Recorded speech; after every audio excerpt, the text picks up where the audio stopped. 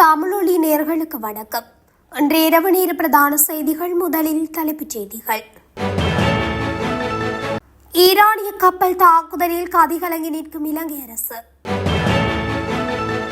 ஈரானிய போர்க்கப்பல் விபத்து, கடலில் கண்டெடுக்கப்படும் உடல்கள். தீவிர தேடல் பணியில் இலங்கை கடற்படையினர். கடத்தொழிலாளர்களுக்கு தடையின்றி எரிபொருள் விநியோகம், விசேட பொறிமுறை தயார். சந்திரசேகர் உறுதி. புதிய வரி திருத்த சட்டம் மூலம் வர்த்தமானியில் மூடப்படும் ஹார்முஸ் நீரினை இலங்கைக்கான எரிபொருள் இறக்குமதி தொடர்பில் அரசாங்கத்தின் அறிவிப்பு. இலங்கைக்கு அருகில் விபத்திற்குள்ளான ஈரானிய கப்பல், தாக்குதல் நடத்தப்பட்டுள்ளதாக தகவல். விவசாயிகளுக்கு ரூபாய் 25,000 வரை உரமானியம் வெளியான அறிவிப்பு. 180 பேருடன் ஈரானிய கப்பல் தாக்கப்பட்டதால் நாடாளுமன்றில் வெளியான முக்கிய தகவல். தம்பதியர் பயணித்த மோட்டார் சைக்கிள் தீ விபத்தில் நாசம். யாழில் கடலுக்கு சென்ற மாயமான மீனவர்கள் கண்டுகொள்ளாத போலீசார். தொடர்பட விரிவான செய்திகள். இலங்கை கடல் எல்லைக்குள் விபத்துக்குள்ளான ஈரான் கப்பல் தொடர்பான விசாரணைகள் முன்னெடுக்கப்பட்டு வரும் நிலையில் ஈரான், அமெரிக்கா, இஸ்ரேல் இடையிலான தாக்குதல்கள் தீவிரமடைந்து வருகின்றன. இஸ்ரேலுக்கு சொந்தமான ஆளில்லா விமானம் ஒன்று ஈரான் தொழில்நுட்ப தாக்குதலால் சுட்டு வீழ்த்தப்பட்டது. தற்போதைய சூழ்நிலையை தங்களுக்கு சாதகமாக பயன்படுத்த முயன்ற இஸ்ரேல் ஈரான் மீது கடும் தாக்குதலை மேற்கொண்டு வருகின்றது. இந்நிலையில் இஸ்ரேலை விட அதிகளவில் தாக்குதல் நடத்த வேண்டும் என அமெரிக்கா முடிவு செய்துள்ளதாகவும் தெரிவிக்கப்படுகின்றது. இவ்வாறு இஸ்ரேல், ஈரான், அமெரிக்கா மோதலில் இலங்கைக்கு பாரியதொரு பேராபத்து ஏற்பட்டுள்ளது. அந்த வகையில்தான் இன்று இலங்கை கடல் எல்லைக்குள் விபத்துக்குள்ளான ஈரான் கப்பலினால் இலங்கைக்கு ஒரு பேராபத்து ஏற்பட்ட நிலை ஏற்பட்டுள்ளது.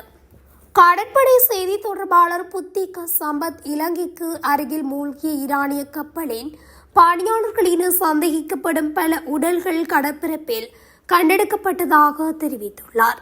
மேலும் அவர் எங்களுக்கு கிடைத்த தகவலின்படி விபத்து நடந்த இடத்திற்கு சென்ற போது ஒரு பெரிய எண்ணெய் படலத்தை மட்டுமே நாங்கள் கண்டோம். எனவே கப்பல் மூழ்கிவிட்டதாக நாங்கள் அறிவிக்க முடியும்.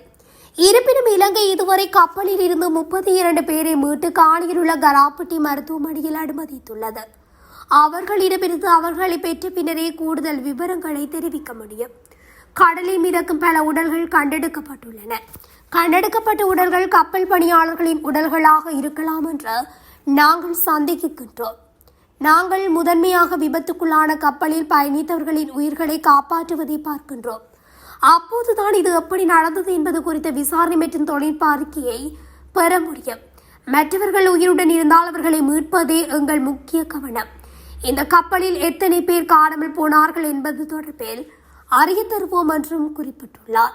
இந்த நிலையில் 101 பேர் காணாமல் போயுள்ளதாகவும் 32 பேர் கடற்படையால் மீட்கப்பட்டு மருத்துவமனையில் சிகிச்சை பெற்று வருவதாகவும் தெரிவிக்கப்படுகின்றது. நாட்டில் நிலவும் எரிபொருள் நெருக்கடிக்கு மத்தியில் கடத்தொழிலாளர்களுக்கு தேவையான எரிபொருளை எந்தவித தடையுமின்றி விநியோகிப்பதற்கு முறையான பொறிமுறையொன்று உருவாக்கப்பட்டுள்ளதாக கடத்தொழில் அமைச்சர் ராமலிங்கம் சந்திரசேகர் தெரிவித்துள்ளார். நாடாளுமன்றத்தில் நேற்று எழுப்பப்பட்ட கேள்வியொன்றுக்கு பதிலளிக்கும் போது அவர் இவ்வாறு குறிப்பிட்டுள்ளார். நாட்டில் தற்போது நிலவும் எரிபொருள் தட்டுப்பாடானது ஒரு செயற்கையான சூழலாகும். இன்னும் ஓரிரு வாரங்களில் இந்நிலைமை முழுமையாக வழமைக்கு திரும்பும். எரிபொருள் விநியோகத்தில் கடத்தொழிலாளர்களுக்கு முன்னுரிமை அளிக்கும் வகையில் புதிய பொறிமுறையொன்று நடைமுறைப்படுத்தப்பட்டுள்ளது. இதன் மூலம் ஆழ்கடல் மற்றும் கரைவளை மீன்பிடியில் ஈடுபடும் கடத்தொழிலாளர்களின் வாழ்வாதாரம் பாதிக்கப்படாமல் இருப்பதை உறுதி செய்ய நடவடிக்கை எடுக்கப்பட்டுள்ளது. எரிபொருளை பெற்றுக்கொள்வதில் கடத்தொழிலாளர்களுக்கு ஏதேனும் நடைமுறை சிக்கல்களை அல்லது தடைகளை எதிர்கொண்டால் அவை குறித்து உடனடியாக கவனத்திற்கு கொண்டு வரப்பட வேண்டும். அத்தகைய சிக்கல்களை தீர்ப்பதற்கு கடத்தொழில் அமைச்சர் உடனடி நடவடிக்கைகளை எடுத்து வருகின்றார். சமூக பாதுகாப்பு பங்களிப்பு வரி திருத்த சட்டம் மூலம் ஜனாதிபதி அனுரகுமார் திசாநாயக்கவின் கையொப்பத்துடன் வர்த்தமானியில் வெளியிடப்பட்டுள்ளது. இதன்படி இந்த வரியின் கீழ் பதிவு செய்வதற்கான வருடாந்த வருமான எல்லை எதிர்வரும் ஏப்ரல் மாதம் 1ஆம் தேதி முதல் நடைமுறைக்கு வரும் வகையில் 60 மில்லியன் ரூபாவிலிருந்து 36 மில்லியன் ரூபாவாக குறைக்கப்பட்டுள்ளது. இதற்கமைய மோட்டார் வாகனங்கள் சமூக பாதுகாப்பு பங்களிப்பு வரியில் இருந்து விலக்களிக்கப்பட்டுள்ளன. கார்மு கார்முஸ் நீரிணை மூடப்படுவதால் அது இலங்கையின் எரிபொருள் இறக்குமதிக்கு நேரடி பாதிப்பை ஏற்படுத்தாது என வெளிவிவகார அமைச்சர் விஜிதஹேர தெரிவித்துள்ளார். நாடாளுமன்றத்தில் இன்று உரையாற்றும் போது அவர் இதனை தெரிவித்துள்ளார். மத்திய கிழக்கில் ஏற்பட்டுள்ள பதற்ற நிலை காரணமாக கார்முஸ் நீரிணை மூடப்படுவதால் அது இலங்கையின் எரிபொருள் இறக்குமதிக்கு நேரடி பாதிப்பை ஏற்படுத்தாது. இலங்கை தற்போது எரிபொருள் இறக்குமதிக்கு கார்முஸ் நீரிணையை பயன்படுத்துவதில்லை. கார்முஸ் நீரிணைக்கு மாற்றாக இலங்கை தற்போது ஆப்பிரிக்க நன்னம்பிக்கை முனையூடாக செல்லும் கடல் வழி தடங்களையே எரிபொருள் இறக்குமதிக்கு பயன்படுத்தி வருகிறது. இந்த நீரிணை மூடப்படுவது உலகளாவிய எரிபொருள் உற்பத்தி மற்றும் போக்குவரத்தில் தான் தாக்கத்தை ஏற்படுத்தக்கூடும். என்றாலும் இலங்கைக்கு அது ஒரு பிரதான தடையாக அமையாது. ஏற்கனவே மாற்று வழிகள் மூலமே எரிபொருள் கொண்டு வரப்படுவதால் இந்த நெருக்கடி நிலை இலங்கையை பாதிக்காது என குறிப்பிட்டுள்ளார். இந்திய கடற்படை ஆண்டுதோறும் நட்பு நாடுகளின் கடற்படையுடன் இணைந்து மிலான் என்ற பெயரில் கூட்டு பயிற்சியில் ஈடுபட்டு வரும் நிலையில் கடந்த 18ஆம் தேதி முதல் 25ஆம் தேதி வரை பல்வேறு நாடுகளின் கடற்படைகள் பங்கேற்ற கூட்டு பயிற்சி வங்காள விரிகுடா கடலில் நடைபெற்றதாக இந்திய ஊடகங்கள் செய்தி வெளியிட்டுள்ளன.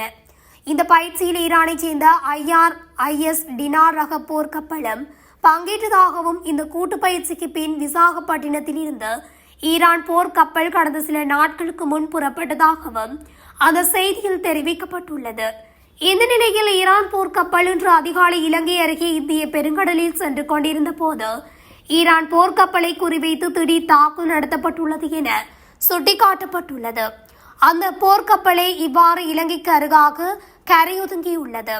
எனினும் இந்திய பெருங்கடலில் சென்று கொண்டிருந்த ஈரான் போர்க்கப்பலை தாக்கியது யார் என்ற உத்தியோகபூர்வ அறிவிப்புகள் வெளியாகாத நிலையில் நீர்மூழ்கி போர்க்கப்பல் மூலம் ஈரான் போர்க்கப்பல் மீது தாக்குதல் நடத்தப்பட்டதாக முதற்கட்ட தகவல் வெளியாகியுள்ளது. அதன்படி அமெரிக்காவின் நீர்மூழ்கி கப்பலை இவ்வாறு தாக்குதல் நடத்தியிருக்கக்கூடும் என்றும் சந்தேகிக்கப்படுகின்றது. ஈரான் மீதான அமெரிக்கா மற்றும் இஸ்ரேலின் தாக்குதல் நடவடிக்கையானது தற்போது உச்சகட்ட பதற்றத்தை ஏற்படுத்தியுள்ள நிலையில் இந்த தாக்குதல் நடவடிக்கையானது அனைவரது கவனத்தையும் பெற்றுள்ளது. 2026 சிறுபோக நெல் சாகுபடியில் ஈடுபடும் விவசாயிகளுக்கு உரங்களை கொள்வனவு செய்வதற்காக நிதியுதவி வழங்கும் திட்டத்திற்கு அமைச்சரவை உத்தியோகபூர்வமாக ஒப்புதல் அளித்துள்ளது. கடந்த 2025 ஆகஸ்ட் 18 அன்று நடைபெற்ற அமைச்சரவை கூட்டத்தில் 2025-2026 ஆண்டுக்கான மகா பருவத்திற்கு வழங்கப்பட்ட உரமானிய திட்டத்தை 2026 சிறுபோகத்திற்கும் தொடர தீர்மானிக்கப்பட்டது. இதன் அடிப்படையில் வேளாண்மை, நிலம், கால்நடை மற்றும் நீர்ப்பாசன அமைச்சரால் சமர்ப்பிக்கப்பட்ட முன்மொழிவுகளின் கீழ் நெல் சாகுபடி செய்யும் விவசாயிகளுக்கு ஒரு ஹெக்டேருக்கு ரூபாய் 25,000 வீதம் நிதியுதவி வழங்கப்பட உள்ளது. அத்தோடு நெல் பயிரிடப்படாத வயல் நிலங்களில் ஏனைய பயிர் செய்கைகளை சாகுபடி செய்யும் விவசாயிகளுக்கு விசேட மானியம் அறிவிக்கப்பட்டுள்ளது. வேளாண்மை பணிப்பாளர் நாயகத்தின் பரிந்துரைக்கு அமைய பருவகால கூட்டங்களில் எடுக்கப்படும் தீர்மானங்களின் அடிப்படையில் அத்தகைய பயிர்ச்செய்கைகளுக்கு ஹெக்டேருக்கு ரூபாய் 15,000 வீதம் நிதியுதவி வழங்கப்படும் என அறிவிக்கப்பட்டுள்ளது. இந்த நடவடிக்கை நாட்டின் விவசாய உற்பத்தியை ஊக்குவிக்கவும் விவசாயிகளின் பொருளாதார சுமையை குறைக்கவும் எடுக்கப்பட்டுள்ளமை குறிப்பிடத்தக்கது.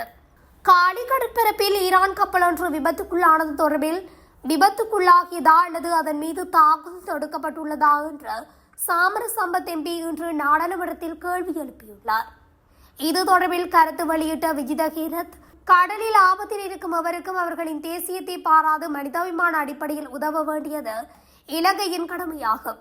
இன்று அதிகாலை இலங்கை கடல் எல்லைக்கு அப்பால் ஈரானிய கடற்படைக்கு சொந்தமான கிரிஸ் டெனால் என்ற கப்பல் விபத்துக்குள்ளானது.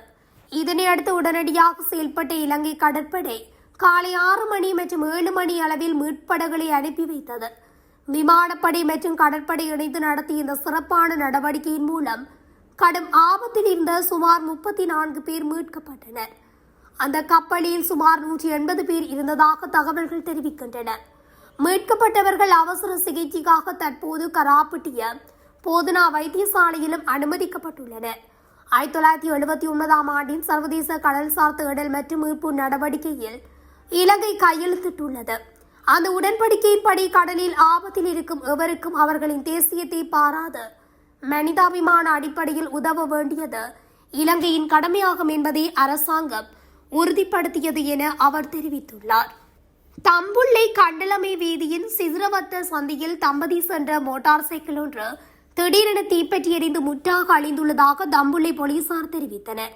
கண்டலமை பகுதியில் வசிக்கும் தம்பதியினர் தேங்காய் எண்ணெய் தயாரிப்பதற்காக ஒரு மூட்டை கொப்பரையை மோட்டார் சைக்கிளில் ஏற்றிக்கொண்டு ஆலைக்கு சென்று கொண்டிருந்த போது இந்த விபத்து ஏற்பட்டுள்ளது.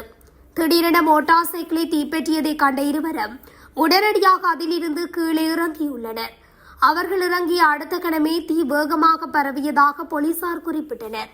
வீதியில் எரிந்து கொண்டிருந்த மோட்டார் சைக்கிளின் தீயை கட்டுப்படுத்த அப்பகுதி மக்கள் கடும் முயற்சி எடுத்து தீயை அணைத்துள்ளனர். யாழ்ப்பாணம் வெளிவடக்கு ஊரணி பகுதியில் இருந்து கடலுக்கு சென்ற 2 மீனவர்கள் தொடர்பில் இதுவரை எந்த தகவலும் கிடைக்கவில்லை என பாதிக்கப்பட்ட குடும்பத்தினர் குற்றம் சாட்டுகின்றனர். அவர்கள் மேலும் தெரிவிக்கையில், கடந்த வெள்ளிக்கிழமை ஊரணி அன்னை வேளாங்கண்ணி கடத்தொழில் சங்கத்துக்குட்பட்ட மீனவர்கள் 2 கடலுக்கு மீன்பிடிப்பதற்காக சென்றுள்ளனர். மறுநாள் வீடு திரும்பாத காரணத்தினால் எமது மீனவர்கள் குறித்த 2 மீனவர்களையும் தேடி கடலுக்குள் சென்ற நிலையில் அவர்களை கண்டுபிடிக்க முடியவில்லை. இவ்வாறான நிலையில் காங்கேசன்துறை போலீஸ் நிலையத்துக்கும் கடற்படையினருக்கும் மீனவர்கள் காணாமல் போனவை தொடர்பில் தகவல் தெரிவித்தோம். ஆனால் 6 நாட்களாகியும் இதுவரை எமக்கு எந்த பதிலும் கிடைக்கவில்லை. கடந்த திங்கட்கிழமை கச்சத்தீவுக்கு அருகாமையில் இந்திய எல்லைக்கு அருகில் குறித்த 2 மீனவர்களையும் கண்டதாகவும் அவர்களுக்கு உணவும் நீரும் வழங்கியதாகவும் இந்திய மீனவர்கள் எமது மீனவர்களுக்கு தெரிவித்திருக்கின்றார்கள் என அவர் தெரிவித்தனர். இத்துடன் தமிழொலியின் இன்றைய இரவு நேர பிரதான செய்திகள் நிறைவடைகின்றன. தொடர்ச்சியாக செய்திகளை அறிந்து கொள்ள தமிழொலி ஊடகத்துடன் இணைந்திருங்கள். நன்றி, வணக்கம். தமிழொலி ஒரே பார்வையில் இன்றைய செய்திகளை உடனுக்குடன் தெரிந்து கொள்ள தமிழொலி யூடியூப் தளத்தை சப்ஸ்கிரைப் செய்து இந்த வீடியோ பிடிச்சிருந்தா லைக் பண்ணுங்க, கமெண்ட் பண்ணுங்க, ஷேர் பண்ணுங்க. மறக்காம கீழே இருக்கிற பெல் ஐகானை கிளிக் பண்ணுங்க.